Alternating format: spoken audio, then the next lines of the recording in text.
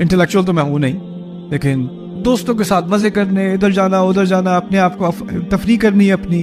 اور پھر ایک دم سے ہی اللہ تعالیٰ نے ایک رات بس خواب دکھا دیا. کیا عجیب. میں اپنے پیرنٹس سے چھپ کے بیسمنٹ کے راستے سے نکل کے اپنے ہندو دوست کے ساتھ ایک پارٹی میں گیا تھا نیو یارک میں.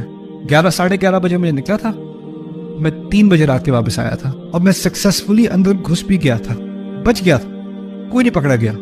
اب پکڑا نہیں، میں سو گیا. اب میں سویا تو مجھے خواب آیا.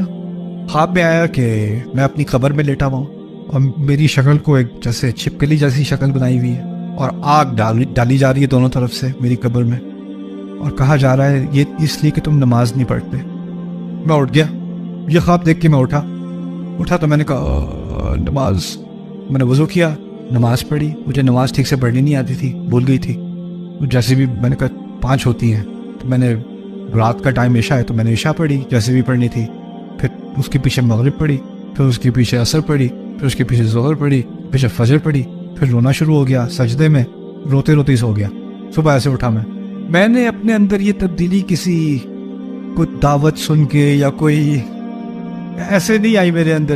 ایک دم سے اللہ تعالیٰ نے دل میں یہ چیز ڈال دی. اب اگلے دن میرے سارے دوست وہی ہیں جو پچھلے دن تھے، میرا ماحول وہی ہو جو ہمیشہ سے تھا، لیکن پتہ نہیں کیوں یار میں ذرا ہٹ کے کونے میں جا کے میں نماز پڑھ لوں. پھر میرا ایک دوست مجھے ملا، اس کے کچھ 6 مہینے بعد پھر نماز کا جوش اتر گیا. کچھ عرصے بعد نا پھر اتر گیا، فیور اتر گیا. پھر اس کے بعد کالج گیا تو کالج میں ایک دوست ملا، تو میں ٹرین لے کے گھر جایا کرتا تھا. اس کے پاس گاڑی تھی، گاڑی بھی لیکسس تھی، تو اچھا دوست تھا. تو کہتا میں تمہیں رائڈ دے دیتا ہوں. میں نے کہا ہاں ٹھیک ہے. تو اس نے رائڈ دینا شروع کر دیا. ہماری گپ شپ ہوتی تھی رستے میں. ایک دن مغرب کا ٹائم ہو گیا، رستے میں کہتا ہے تم برا نہ مانو تو میں ذرا گاڑی روک لوں. یہ نہیں کہا نماز پڑھ لوں، کہتا ہے گاڑی روک لوں. میں نے کہا روک لو، میرے کون سے پیسے خرچ ہوتے ہیں.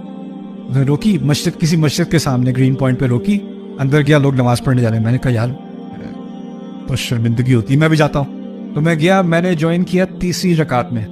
تیسری رکعت میں اگر آپ نماز جوائن کرتے ہو اور امام سلام پھیرتا ہے تو آپ کیا کرتے ہو؟ کھڑے. میں بیٹھا رہا، میں نے سب کے ساتھ سلام کر دیا.